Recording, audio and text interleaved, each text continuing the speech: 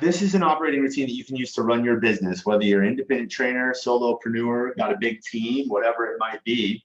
You can use this routine. We teach it to nearly every single one of our coaching clients. We will teach it to everyone when it is appropriate. So not everybody needs it right away. But if you are dealing with time management, if you can't figure out your priorities, if you can't get everything done, right? If you always feel like you're just doing little stuff, but you're not working on the big things that move your business forward, this is for you. So create a systematic operating routine, increases productivity, or to keep your team aligned with your mission. So if you have a team, you get them on this too. And it allows you to communicate more effectively without spending hours of wasted times in meetings or chasing people down. Nothing I freaking hate more than going into meetings. Like, we have a lot of meetings here. I don't hate going into meetings. I hate going into poorly run meetings or meetings without a purpose. We have a very strict purpose for all of our meetings. And as a manager and a leader in our organization, I'm in a lot of meetings because I have to help a lot of people. So they need to be organized in a great way and be very efficient and productive for us. So here's what the routine consists of, right? And we'll dive into this. So what you really need is not the meeting structure here. It's more the routine, the weekly operating routine. So this is a time and priority management system for the high performer. So there's 4 components to this. There's your priority tracker. It's like home base for you. We'll talk about what each of these is, right? Your weekly kickoff, your weekly alignment meeting, your weekly review. So if you have a team, right, your weekly kickoff, so let's just talk about individually. We'll talk about each of these pieces. How about that? So weekly kickoff meeting. So this allows you to set your focus to manage the week ahead and not let it manage you. That's really important. So many people, they go into a week and they just they react instead of respond, right? They react to what's going on, to whatever issues are in the inbox, to whatever people are dictating that they need to do. And they don't ever say, here's what I'm going to do. I'm going to manage myself. And that's where most time management comes in, is you let other people tell you what to do, or you let the situation tell you what to do. You don't manage it. So schedule 15 minutes with yourself and block it off in your calendar like an appointment on Monday by a certain time, right? So I know for you guys, if you're in the training sessions early, you may not be able to get to it right away. I would encourage you to be worth waking up 30 minutes early to do this. If not, you do it right after those sessions. I do mine either Sunday night or first thing Monday morning, okay? So I don't get into my day before I've done this kickoff meeting, okay? And you use your priority tracker to manage this, and I'll talk about the priority tracker in more detail. So here's what you do during this meeting. You review your tracker and make any adjustments. We'll talk about where the adjustments might come from. You report metrics into your scorecard or wherever you report them in your business. So everyone on our team is responsible for certain metrics in the business, certain KPIs. You report on those and you check your progress. You report individual metrics on your priority tracker, right? So I track, sales, new signups, whatever it might be, whatever you're responsible for, whatever those big numbers are. If you're running the business, you're looking at your 4 pillars. So leads, front-end offers, new core offers, and lost clients from the week before. And I also want to know, where am I at revenue-wise? Right? I probably want to know that. So then if you work with us, we have you go check in, right? So you check in Canvas, you check in with your coach and let them know how things are going based off of what you just went through. So that's the kickoff. The weekly review is going to basically close out your week by counting the wins and casting a vision of the next week. So with this, it's the same thing, 15 minutes at the end of the week. It's Friday at the end of the day. Or if you end your day on Saturday, do it then, all right? So I have mine at the end of the day, Friday at 4:30. I always do a weekly review. It's blocked off in my calendar. I have a 30-minute block. And with this, I go through and I look back at the week and say, what went well personally, what went well professionally. I always want to start that off that way. Then I enter, where am I at on my big projects, my most important goals?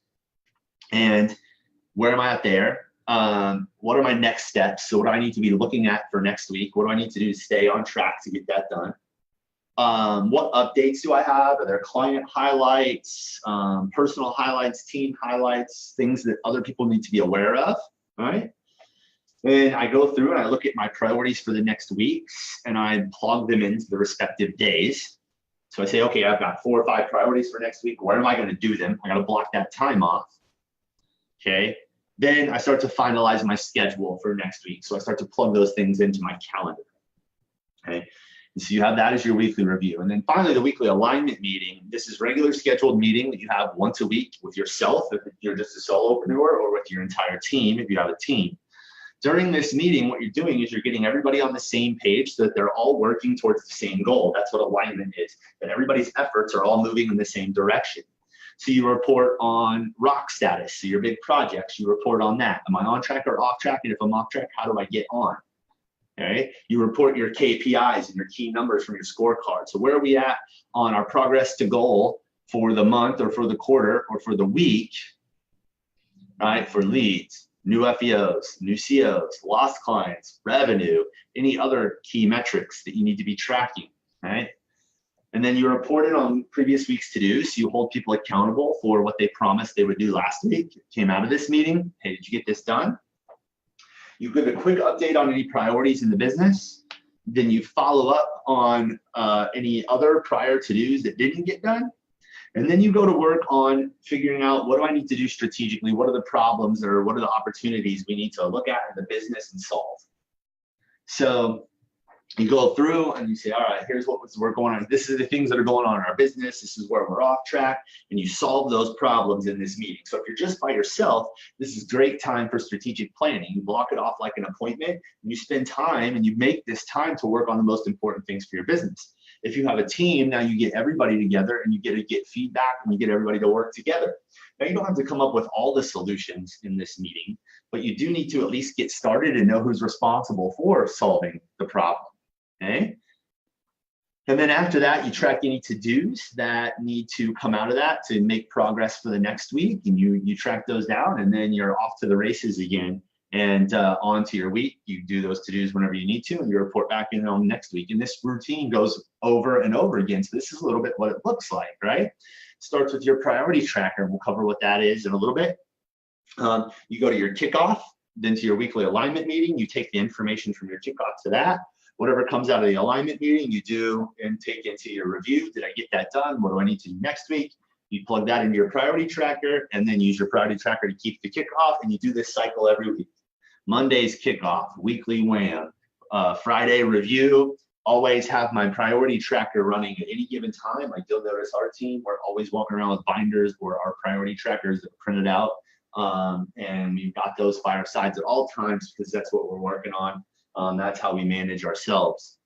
That's how we stay on top of this. When you do this, what happens is you're able to kind of just put stuff that is in your head, those to-dos, to the side, and document them so you can get them out of your head, and you know what the most important things are. And if you go through the most important things, if you know what those are, they're going to help you achieve your biggest goals, and you build them in before the week gets a hold of you, right? Before things get crazy, you now ensure that you get them done. Now you always try to be disciplined to stick to this routine. And it's not easy, right? It can be tough. You're going to get pulled in other directions to want to do this. But if you use this structure, right? So this is kind of like how a training session might flow, or how you plan your programs to progress and go through this, right? The priority tracker is your tracking sheet for your clients' top exercises. And then you do assessments, and then you do check-ins and the workouts, and then you do reassessments. And so this all works together. It's stuff you're familiar with. It's stuff you would teach your clients to get results, but you're not using it in your business because you haven't had that same structure. This is the structure that you need. And so on a priority tracker, this is the next generation tool for high performers. So it goes in order, and I can't show you exactly what it looks like, right? We save that for like our clients and people in the academy and things like that. But you know, you can get it by becoming those things. But eventually it's just laid out. It's a really simple sheet that we have. And it's your highlights, it's your KPIs, then your rocks. It has your priorities on it, your to-dos, your daily planning, and your headaches. So what's causing you trouble? What do you need help with from your team, from your peers, from your coach, from other people? Who can you go to?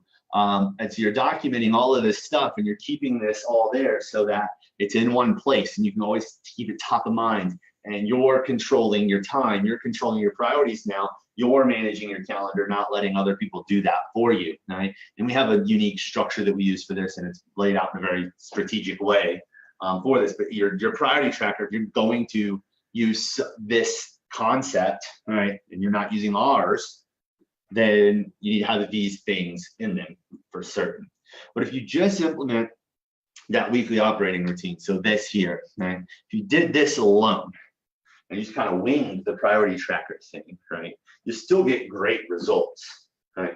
The priority tracker just enhances it by like tenfold, because now you have some structure for how am I managing my time and day. And most day planners, most calendar systems, most time management systems, they just aren't built for this type of thing, right?